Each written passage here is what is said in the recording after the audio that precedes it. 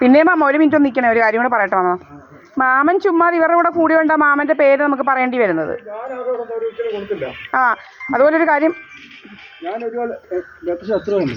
ഇത് cake mama. എന്തുവാ ഇവന്റെ പ്ലാനേ?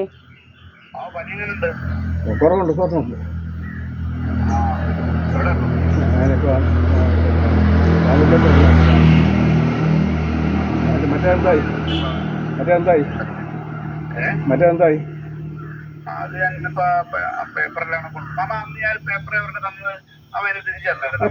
തിരിച്ചു വന്ന് വീട്ടിൽ വന്ന് വാങ്ങിച്ചോണ്ട് പോയി. ആ ഡ്രോയിങ് സഹിതം വാങ്ങിച്ചോണ്ട് പോയി.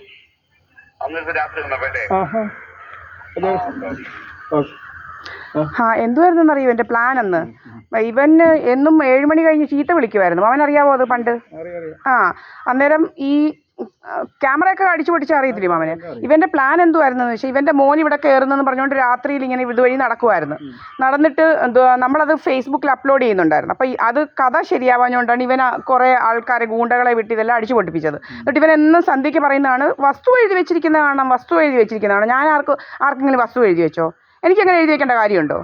മാമ നമ്മുടെ വസ്തുവൊക്കെ എഴുതി വെച്ചോണ്ട് നടക്കുവാണോ? ഞാനും വില്ലും ഒന്നും എഴുതിയിട്ടില്ല ആർക്കും, മാമൻ അറിയാമല്ലോ. ഞാനിവിടെ ഒന്നും ഇല്ലായിരുന്നു. അതുപോലെ ഇവൻ അങ്ങനെ വസ്തു എഴുതി വെച്ചിട്ട് ഇരിക്കുന്ന കാണണമെന്നൊക്കെ പറഞ്ഞ് കഥയുണ്ടാക്കിയത് എന്തുവാണെന്നറിയോ? ഞാൻ എവിടെയോ ബാങ്കിൽ എൻ്റെ വസ്തുവൊക്കെ വെച്ച് ഞാൻ എന്തൊക്കെയോ പൈസയൊക്കെ എടുത്ത് അങ്ങ് പുട്ടടിച്ചെന്നാണ് ഇവൻ കഥ ഉണ്ടാക്കിയത്. എന്നിട്ട് അങ്ങനെ മാനസിക പ്രശ്നമായി അങ്ങനെ എന്ന് വരുത്തി തീർത്ത് ഇതിനകത്ത് കയറി എൻ്റെ പ്രമാണം തപ്പി. പക്ഷെ പിന്നല്ലാതെ മാമൻ ഇതറിയത്തില്ലെങ്കിൽ ഞാൻ പറഞ്ഞു തരുക. പ്രമാണം തപ്പിയിട്ട് കിട്ടിയില്ല. ഇതിൻ്റെ പുറയിലത്തെ കഥയാ. പ്രമാണം തപ്പിയിട്ടപ്പോൾ മാമൻ അറിയത്തില്ല ഇവൻ രാത്രിയിൽ പറഞ്ഞ് ഡ്രാമ ഉണ്ടാക്കുന്ന മാമൻ അറിയത്തില്ലോ. മാമൻ എവിടെയോ ചെറുകുട്ടിത്ര എന്ന് പറഞ്ഞാൽ അങ്ങ് ദൂരെ ഇല്ലയോ.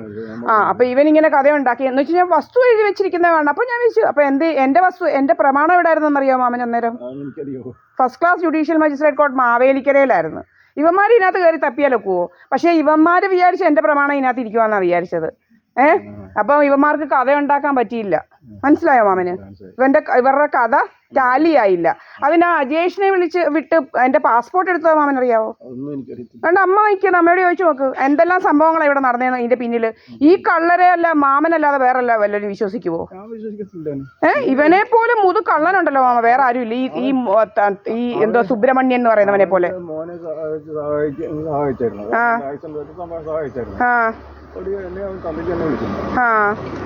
ഇവൻ വിളിക്കുന്ന ചീത്ത മാമൻ കേക്കണം. ഈ നാട്ടിൽ വേറെ ആരും ഇങ്ങനെ ചീത്ത വിളിക്കത്തില്ല ഇവനെ പോലെ.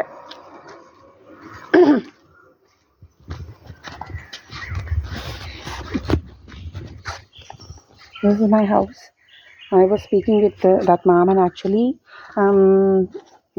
He is a Communist Party member and maybe he is innocent, but there is no need actually for him to hear these criminals actually, you know.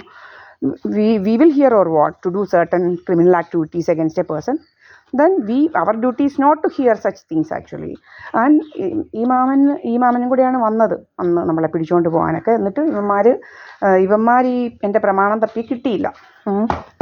അപ്പോൾ ഇതാണ് കഥ. ഇവന്മാർക്ക് പ്രമാണം കിട്ടിയില്ല. ഇതാണ് എൻ്റെ വീട്. അപ്പോൾ ഇങ്ങനെ കഥകളുണ്ടാക്കി നടപ്പാണ് ഇവൻ്റെ ജോലി കേട്ടോ. എൻ്റെ വസ്തുവും വകയും. അപ്പം ബിജു പി എന്ന് പറയുന്ന കള്ളന് 5.5-6 ഏക്കർ വസ്തു ഉണ്ടെന്നാണ് പറയുന്നത്. ഇപ്പോൾ ഒന്നും ഇല്ലെന്നാണ് അവരുടെ നാട്ടിലുള്ളവരൊക്കെ പറയുന്നത്. ഒന്നും ഇല്ലെന്നാണ് പറയുന്നത് ഇപ്പം എന്ന് വെച്ച് കഴിഞ്ഞാൽ എങ്ങനെ ഇല്ലാതായെന്ന് വെച്ചാൽ ഇവന്മാർ വലിയ ഇൻഷുറൻസ് എന്തോ ഇങ്ങനെ അനധികൃതമായിട്ട് തട്ടിയെടുക്കുന്ന കൂട്ടരാണ് ഇവന്മാർ. എന്ന് വെച്ച് കഴിഞ്ഞാൽ ഇവൻ്റെ പ്രോപ്പർട്ടിയൊക്കെ ഇൻഷുർ ചെയ്തിട്ട് എല്ലാം ബാങ്കിൽ വെച്ചു. എന്തോ ഓവർ ഡ്രാഫ്റ്റ് എടുത്തു, 1 കോടി എങ്ങാണ്ടോ ഓവർ ഡ്രാഫ്റ്റ് എടുത്തു. അങ്ങനെ ബാങ്കിൽ അതപ്പോൾ ഇതൊക്കെ സ്ക്രിപ്റ്റഡ് ആണ് ഇതെല്ലാം. നേരത്തെ തന്നെ ഇതെല്ലാം ഇവരിങ്ങനെ സെറ്റ് ചെയ്യും. ഇങ്ങനെയൊക്കെ ചെയ്യണം, അപ്പോൾ ഇങ്ങനെയൊക്കെ നമുക്ക് പൈസ ഇൻഷുറൻസ് അടിക്കാം എന്നുള്ളതാണ്. അങ്ങനെ ബാങ്കിൽ വെച്ചു. ബാങ്ക് ജപ്തി ചെയ്തു എന്ന് പറഞ്ഞ് എല്ലാം പോയെന്നാണ് ഇപ്പോൾ അവിടെയൊക്കെ ഉള്ളവർ പറയുന്നത്. ഒരു കോടതിയിൽ ജോലി ചെയ്യുന്ന ഒരു ആളാണ്. നമുക്ക് നമ്മുടെ ഇവിടുന്ന് തന്നെ കല്യാണം കഴിച്ചതാണ് ആ ആളിനെ. എന്തോ ആശ എന്നാണ് അവരുടെ ഹസ്ബൻഡ് ഇവിടുത്തുകാരൻ തന്നെയാണ്. അവർക്കെല്ലാം നല്ലപോലെ അറിയാം. അപ്പോൾ ആ അണ്ണനും പറഞ്ഞു അതിനങ്ങ് ഒരു കുഴപ്പമില്ലാത്ത കൊച്ചാണ്. അതിനെ നമ്മൾക്ക് പണ്ട് മുതലേ അറിയുന്ന പഠിക്കുന്ന എന്നെ കൊച്ചിലെ മുതലേ ഇവിടുത്തുകാരാണ് അവർ. മനസ്സിലായില്ലേ? എൻ്റെ നെയ്ബറാണ് ആ ചേട്ടനൊക്കെ, ആ അണ്ണനൊക്കെ ആക്ച്വലി. അപ്പോൾ അവർക്കൊക്കെ അറിയാം, അവരും നമ്മളെ കണ്ടിട്ടുണ്ട്. അപ്പോൾ അവർക്കൊക്കെ ഡൗട്ടാണ്, ഇങ്ങനെ കഥകളുണ്ടാക്കുകയാണ് ഇവന്മാരുടെ ജോലി, മനസ്സിലായില്ലേ? ഇവന്മാരുടെ ജോലി. അപ്പോൾ ഇവൻ്റെ എല്ലാം ബാങ്കെല്ലാം തട്ടിക്കൊണ്ട് പോയി, ബാങ്ക് എടുത്തു എന്നൊക്കെ വരുത്തി ഇവൻ ഇൻഷുർ ഏതാണ്ട് പെണ്ണുങ്ങൾക്ക്, അപ്പോൾ ബിനാമികളുണ്ട് ഇവന്മാർക്ക്, അങ്ങനെ എവിടെയൊക്കെ കൊടുത്തിട്ടിപ്പം അടുത്തത് ഇങ്ങനെ നടക്കുക. അങ്ങനെയാണ്. എന്താണെന്ന് വെച്ച് കഴിഞ്ഞാൽ ഇവൻ എന്ത് ചെയ്തെന്ന് വെച്ച് കഴിഞ്ഞാൽ ഇവൻ്റെ അങ്ങനെ ബാങ്ക് കൊണ്ടുപോയെന്ന് പറഞ്ഞുകൊണ്ട് ഈ പ്രോപ്പർട്ടി എല്ലാം ഇവൻ്റെ പോയി, ബാങ്ക് ജപ്തി ചെയ്തു എന്നാണ് കഥയുടെ സാരം. എന്നിട്ട് എന്ത് ചെയ്യുന്ന അറിയത്തില്ല, പ്രോപ്പർട്ടിയൊക്കെ ഇവൻ എൻ്റെ 66 പവൻ എനിക്ക് തരാനുണ്ട്. 103 പവനായിരുന്നു ഇവൻ, ഇനി എനിക്ക് 66 പവൻ തരാനുണ്ട്. ഇവൻ എനിക്ക് തന്നേ പറ്റത്തുള്ളൂ. അങ്ങനെ ഇവനിങ്ങനെ നടക്കുക. ഇപ്പോൾ ഇവൻ്റെ എല്ലാം കഴിഞ്ഞപ്പോൾ ഇനി എൻ്റെ പ്രോപ്പർട്ടി എങ്ങനെയെങ്കിലും ഇതുപോലെ തട്ടിയെടുക്കണമെന്ന് പറഞ്ഞുകൊണ്ട് ഇങ്ങനെ നടക്കുകയാണ്. ഞാൻ അങ്ങനെ എഴുതി വെച്ചു, ഞാൻ ആർക്കണ്ട് എഴുതി വെച്ചു. ഇങ്ങനെ ഇവനാണ് നടക്കുന്നത്. കുട്ടൻ എന്ന് പറഞ്ഞാൽ സുബ്രഹ്മണ്യനും കുറേ ആൾക്കാരും ഇങ്ങനെ ഡ്രാമയുമായിട്ട് നടക്കുക. എൻ്റെ പ്രോപ്പർട്ടിയൊക്കെ ഇങ്ങനെ പോയി, അങ്ങനെ പോയി, ഇങ്ങനെ പോയി, അങ്ങനെ പോയി എന്നൊക്കെ ഉണ്ടാക്കി ഇനി അടുത്ത ഇങ്ങനെ ഇൻഷുറൻസ് മോഷ്ടിക്കാനായിട്ട്. മോഷണമാണ് പരിപാടി. മോഷ്ടിച്ച് നിന്നോ മോഷ്ടിച്ചല്ലേ തിന്നത്തുള്ളൂ. അപ്പം ഇതാണ് പരിപാടി. ഇനി എൻ്റെ പ്രോപ്പർട്ടി ഒന്നും അങ്ങനെ കൊടുക്കാനില്ല. എനിക്ക് ഇൻഷുറൻസ് ഒന്നും മോഷ്ടിക്കുന്ന സ്വഭാവമൊന്നുമില്ല. എനിക്ക് ആരെയും ഒന്നും മോഷ്ടിക്കേണ്ട കാര്യമില്ല. എനിക്ക് എൻ്റെ അച്ഛൻ ഉണ്ടാക്കി തന്നിട്ടുണ്ട്. 146 സെൻറ്റ് സ്ഥലവും ഈ വീടും എനിക്ക് എൻ്റെ അച്ഛൻ ഉണ്ടാക്കി. എനിക്ക് വലിയ വലിയ മണിമാളികയിലൊന്നും കിടക്കണമെന്നൊന്നും വലിയ ആഗ്രഹമില്ല. ഇതെനിക്ക് മണിമാളികയാണ്. ഇത് മണിമാളിക ഇച്ചിരി കൂടെ ബെറ്റർ ആക്കാനും പറ്റും നമുക്ക് പതിയെ, കേട്ടോ. അപ്പം ഞാനൊരു അഡ്വക്കേറ്റാണ്. അപ്പോൾ എൻ്റെ വീട് അതാണ്, മനസ്സിലായോ? അപ്പോൾ ഞാനിവിടെയാണ് നിൽക്കുന്നത്. എൻ്റെ ഇത് ഞാൻ ജീവിതത്തിൽ ആർക്കും വില്ലു എഴുതത്തിൽ ഇതെനിക്ക് വിൽക്കാനുള്ളതുമല്ല, മനസ്സിലായില്ലേ?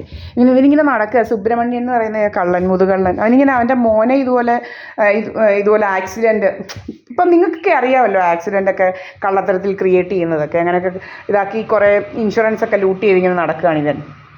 മോനെ കൊണ്ട് എവിടെയോ കളഞ്ഞിരിക്കുകയാണ്. എന്നിട്ട് മോൻ ഗൾഫിലൊക്കെ പോയി ഉണ്ടാക്കിയ വീട്ടിനകത്ത് ഭാര്യയും ഭർത്താവും കൂടി ഇങ്ങനെ നാടകവും കളിച്ചിരിക്കുകയാണ്. നാടകം എന്ന് വെച്ചാൽ ഇതുപോലെ സ്ക്രിപ്റ്റഡ് ഡ്രാമാസും കളിച്ചിരിക്കുകയാണ് ജോലി. സർവ്വസമയം ഫോണിനകത്താണ്. ഇതാണ് ഇവൻ്റെയൊക്കെ ജോലി. അപ്പോൾ നിങ്ങൾ കണ്ടല്ലോ, ഇതാണ് എൻ്റെ വീട്. ക്യാമറ വെച്ചിട്ടുണ്ട് നമ്മൾ ഫ്രണ്ടിലോട്ട് നോക്കുന്നത്. ഇവിടെ വന്നാണ് പിന്നെ എല്ലാവന്മാരും തിരിക്കുന്നത്. ഭയങ്കര രോഗങ്ങളാണ്. പണ്ടും ഇതുപോലെ ഉണ്ടായിരുന്നു. നമ്മുടെ ക്യാമറ അടിച്ച് പൊട്ടിച്ച് എല്ലാം സഹിതം കിട്ടിയിട്ടുണ്ട്. എൻ്റെ 5 ക്യാമറയവന്മാർ തല്ലി പൊട്ടിച്ചത്, കേട്ടോ. എന്നിട്ട് ഇവിടുന്ന് DVR അങ്ങ് എടുത്തുകൊണ്ട് പോയി. DVR എന്ന് വെച്ച് കഴിഞ്ഞാൽ അതിനകത്ത് തെളിവുണ്ടല്ലോ ഇവന്മാർ ചെയ്ത തെമ്മാടിത്തരത്തിൻ്റെയൊക്കെ തെളിവുണ്ടായിരുന്നു. കണ്ടില്ലേ? DVR എല്ലാം കണക്റ്റഡ് ആയിരുന്നു. ക്യാമറയുടെ വയറാണ് ഇതെല്ലാം ഫുൾ ക്യാമറയുടെ വയറാണ്. ഇതുണ്ട് DVR കണക്ട് ചെയ്തിരുന്ന സാധനമാണ്, മനസ്സിലായോ? ഇതെല്ലാം എന്നിട്ട് DVR എടുത്തുകൊണ്ട് പോയി. എന്ന് വെച്ച് കഴിഞ്ഞാൽ ഇവന്മാരുടെ കള്ളത്തരങ്ങൾ പിടിക്കപ്പെടാതിരിക്കാൻ ഇവന്മാർ ഇതൊക്കെയാണ് ചെയ്യുന്നത്. ഇവരെപ്പോലെ ക്രിമിനൽസ് ഈ ചുറ്റിനുള്ള സദാനന്ദ മന്ദിരത്തിലെ കുറേ എണ്ണങ്ങൾ, പിന്നെ മോഹൻ സിംഗ് എന്ന് പറയുന്നവൻ സദാനന്ദ മന്ദിരത്തിലാണ്. അവന്മാർ ഈ ഇവൻ്റെ പേരെന്തോ സുബ്രഹ്മണ്യൻ, അവനും അവൻ്റെ പെണ്ണുപിള്ളയും അവൻ്റെ മോള് സഹിതമുണ്ട്. കാടാമ്പുഴ എന്ന് പറഞ്ഞാൽ അവളെന്നെ സ്റ്റോക്ക് ചെയ്യുന്നുണ്ട് എൻ്റെ യൂട്യൂബിലും അതും ഇതുമൊക്കെ. ഇവളൊക്കെ അറിയും മോഹൻ സിംഗ്. നിങ്ങൾക്ക് ഞാൻ തെളിവ് തന്നു. ഞാൻ ഡൽഹിയിലുള്ളപ്പോഴാണ് ഞാൻ ഈ യൂട്യൂബ് ഉണ്ടാക്കിയത്. ഇവന്മാർക്ക് എങ്ങനെയാണെന്ന് പോലും അറിയത്തില്ല. നമുക്ക് ഇവന്മാർക്ക് യൂട്യൂബ് ഉണ്ടോ ഫേസ്ബുക്ക് ഉണ്ടോ എന്നൊന്നും നമുക്കറിയത്തില്ല. നമ്മൾ നോക്കാറുമില്ല. നമ്മൾ ആരെയും യൂട്യൂബും ഫേസ്ബുക്കും നോക്കാറില്ല. നമുക്ക് എന്തെങ്കിലും ഇത് വരുവാണെങ്കിൽ നമ്മൾ ചിലപ്പം കാണും. നമ്മൾ എന്തെങ്കിലും കാണണമെന്നുണ്ടെങ്കിൽ കാണും. അല്ലാതെ ഇന്നവർക്ക് യൂട്യൂബ് ഉണ്ടോ, എൻ്റെ നാട്ടിൽ ആർക്കൊക്കെ യൂട്യൂബ് ഉണ്ടെന്നോ നമ്മൾ നോക്കാറില്ല. ഇവർ ഇങ്ങനെ സ്റ്റോക്ക് ചെയ്ത് നടക്കുകയാണ് കുറേ എണ്ണങ്ങൾ. മോഹൻ സിംഗ്, ഈ എനിക്കെതിരെയുള്ള ഇവൻ്റെ ഈ പ്രീതായസ് പണിക്കർ എന്ന് പറയുന്നവൾ വരെ നമ്മളെ സ്റ്റോക്ക് ചെയ്ത് നടക്കുകയാണ്. നമ്മൾ യൂട്യൂബിൽ എന്ത് അപ്ലോഡ് ചെയ്യുന്നു ഇവർക്കൊക്കെ എന്ത് കാര്യം? എൻ്റെ personal right, speech of freedom to speech and expression എൻ്റെ റൈറ്റാണ്. ഇവരാരാണ് ഇതൊക്കെ തിരക്കാൻ? ഇങ്ങനെ നടക്കുകയാണ്. ഇവന്മാർക്ക് ഒരു ജോലിയില്ല, മനസ്സിലായില്ലയോ? ഇവന്മാർക്ക് ഇതൊക്കെയാണ് ജോലി. എന്ന് വെച്ച് കഴിഞ്ഞാൽ ഇങ്ങനെ മറ്റുള്ളവരെ സ്റ്റോക്ക് ചെയ്യുക, മറ്റുള്ളവർ എന്ത് ചെയ്യുന്നു, each and every minute thing ഇവരിങ്ങനെ ഒബ്സർവ് ചെയ്യാണ് ഇവന്മാർക്ക് ജോലി. വേറെ ഒരു ജോലി ഇവന്മാർക്കില്ല. ഫോണും പിടിച്ച് ഇങ്ങനെ 24 മണിക്കൂർ ഇരിക്കുക. ഇതെൻ്റെ വീടാണ് സഹദേവ മന്ദിരം, കേട്ടോ. ആർക്കും വില്ലും ആർക്കും പ്രോപ്പർട്ടിയും കൊടുക്കത്തില്ല. 1 ഇഞ്ച് സ്ഥലം സഹദേവ മന്ദിരത്തിൽ കൊടുക്കത്തില്ല. ഇതെൻ്റെ അച്ഛൻ്റെ ഷെയർ 9 സെൻറ്റ്. ഇതിൻ്റെ പുറയിൽ 10 സെൻറ്റ് എൻ്റെ അമ്മ വാങ്ങിച്ചിട്ടുണ്ട്, 7 സെൻറ്റ് ഞാനും വാങ്ങിച്ചിട്ടുണ്ട്. അങ്ങനെ 9ഉം 10ഉം 7ഉം ഈ ഒരു പ്രോപ്പർട്ടിയായിട്ട് ഈ 9ഉമായിട്ട് 10ഉം 7ഉം കൂടെ അറ്റാച്ച്ഡാണ്, കേട്ടോ. ഇതൊന്നും ഒരു സൂചി കുത്താൻ ഇനി സ്ഥലം കൊടുക്കത്തില്ല. അവന് ഹൈവേ വേണം അവന് പോകാൻ. അവന് 1 മീറ്റർ വഴിയുണ്ട് നടക്കാൻ. ഇതിനപ്പുറത്തോട്ടൊന്നും 1 ഇഞ്ചും ഇവന് കൊടുക്കത്തില്ല.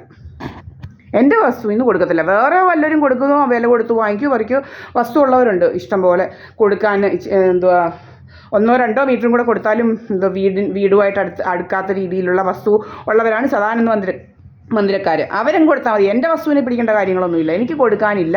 9 സെൻറ്റേ ഉള്ളൂ, നമുക്ക് വീതിയില്ല, കൊടുക്കത്തുമില്ല. ഈ വീട് അങ്ങനെ ഇടിച്ചു പൊളിച്ച് കളയാനും ഒന്നും ഉള്ളതല്ല, മനസ്സിലായില്ലേ? എനിക്ക് ഈ വീട് മതി. എനിക്ക് ഈ വീട് വളരെ ഇഷ്ടമുള്ള വീടാണ്, എൻ്റെ അച്ഛൻ്റെ വീടാണ്, എൻ്റെ അച്ഛൻ വെച്ച വീടാണ്. ഒരു കാലത്തും ഞാനിത് തൊടത്തില്ല. ഇത് ഇനി പതിയെ പതിയെ ശരിയാക്കിയെടുക്കും, അത്രയേ ഉള്ളൂ. ഒന്നും കുറച്ച് ഇങ്ങനെ ശരിയാക്കിയതാണ്, ഈ മതിൽ കെട്ടിയതൊക്കെ ഞാനാണ്. അതുപോലെ ഇനി കുറേശ്ശെ നമ്മൾ ഓരോ ജനലും അതും ഇതൊക്കെ മാറി പുതിയത് പതിയെ ആക്കാനൊക്കും. അപ്പോൾ ഇങ്ങനെയാണ്. നിങ്ങൾ കേട്ടല്ലോ, ശശി എന്ന് പറയുന്ന ആ മാമനോടാണ് സംസാരിച്ചത്. ഇവരുടെ ഉള്ളുകളിയൊന്നും ആ മാമൻ അറിയത്തില്ലെന്നാണ് പറയുന്നത്. അപ്പം ഞാൻ പറഞ്ഞു കൊടുത്ത് എൻ്റെ പ്രമാണം മോഷ്ടിക്കാനായിരുന്നു ഇവന്മാർ ഇതൊക്കെ ചെയ്തതെന്നുള്ളത്.